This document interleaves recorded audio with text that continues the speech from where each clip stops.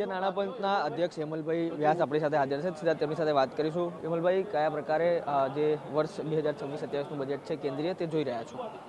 હું માનું છું કે આ 2025ના જે બિગ બેંગ રિફોર્મ હતા, ઇન્કમટેક્સના દરમાં ખૂબ ઘટાડો થયો, ત્યારબાદ બજેટની બહાર જીએસટી કાઉન્સિલે જીએસટીના દર ઘટાડ્યા હતા. એ પછી હવે કોન્સોલિડેશનનો જે ફેઝ આવ્યો છે એના માટેનું આ બજેટ છે અને એ કોન્સોલિડેશન થવાની આ બજેટમાં ચોખ્ખી નિશાની છે.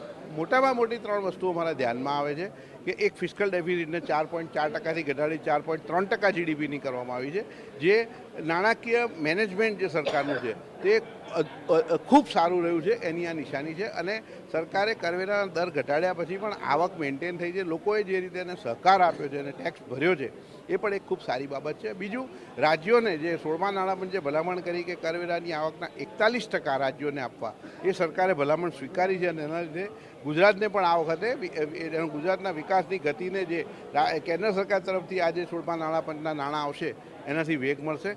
ત્રીજી વસ્તુ જે છે એ જે મ્યુનિસિપલ બોન્ડને સરકારે એમાં પ્રોત્સાહન આપ્યું છે.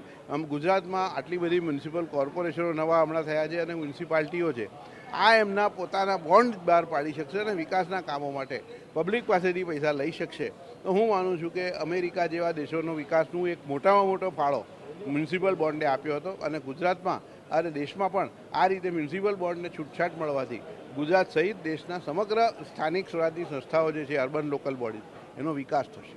વૈશ્વિક પરિબળો જે પ્રમાણે બદલાયા છે, અમેરિકાની પણ આપણે વાત કરી, જે ટ્રેડ તરફ સતત આગળ વધી રહ્યું છે, આ ટ્રેડ વોર વચ્ચે જે આંતરરાષ્ટ્રીય ઇમ્પોર્ટ એક્સપોર્ટમાં પણ કયા પ્રકારે જે ફેરફારો છે તે કરવામાં આવ્યા છે, તેને કઈ રીતે જોઈ રહ્યા છો?